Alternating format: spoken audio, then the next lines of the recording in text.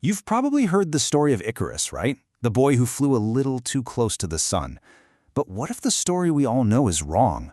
What if his fall wasn't the end, but actually the beginning? Today, we're diving into a powerful modern parable that completely reimagines that famous flight.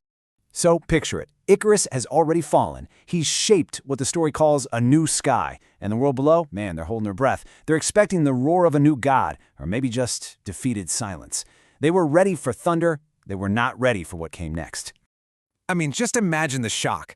Not a cry of pain, not a shout of defiance, but laughter. And this simple, human sound was way more unsettling to the people on the ground than any display of power could have ever been. It completely shattered their reality.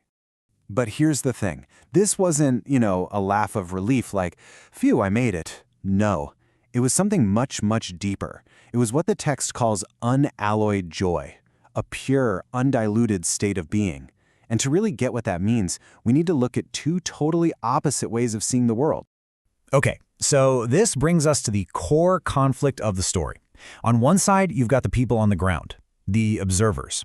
And on the other, you have Icarus, blazing in the sky. And their views on life, on risk, on what it all means, well, they couldn't be more different. The people below are described as candles in a cave. For them, success is just about keeping that little flame from going out. Wisdom means being safe. Meaning comes from just enduring. And their ultimate goal? To wake up tomorrow and find that absolutely nothing has changed. But for Icarus, the star, the rules are completely flipped. Joy comes from creation, not preservation.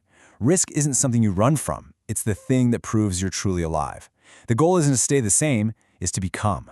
So you can imagine, right? From the perspective of these candles, looking up at this blazing figure in the sky, there's only one possible conclusion.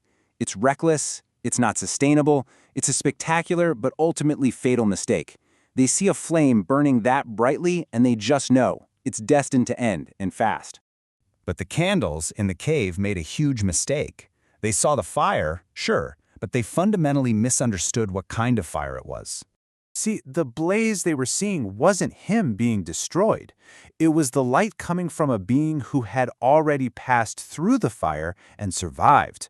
What they saw as self-destruction was actually the aftermath of a profound transformation. And this is the absolute key to the whole story.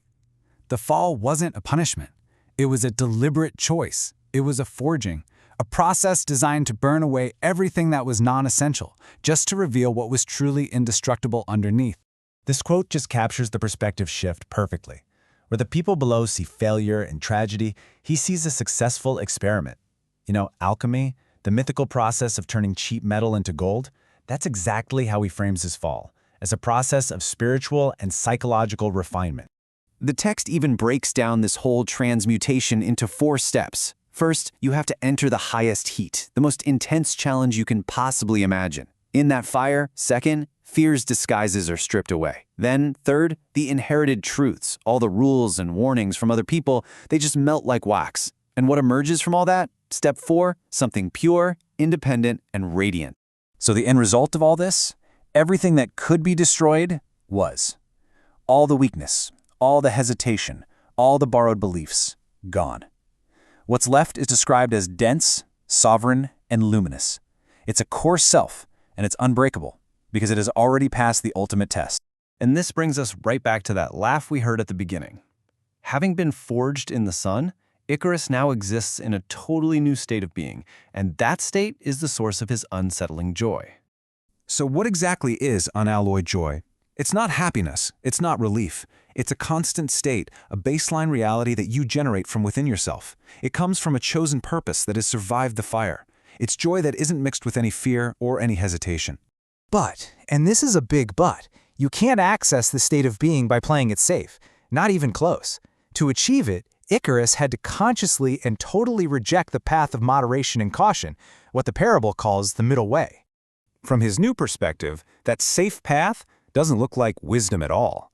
He sees it as a gilded cage, one that's been polished by generations of people who were afraid of the sky. It's comfortable, it's shiny, but it's still a cage for those who are afraid to truly fly. It promises a long life, sure, but one that just repeats itself in a kind of quiet decay. This is a direct challenge to that whole philosophy of the candles. Icarus is basically saying that what they call caution is not a virtue. It's worshiping your own atrophy. It's a celebration of the refusal to grow and to risk.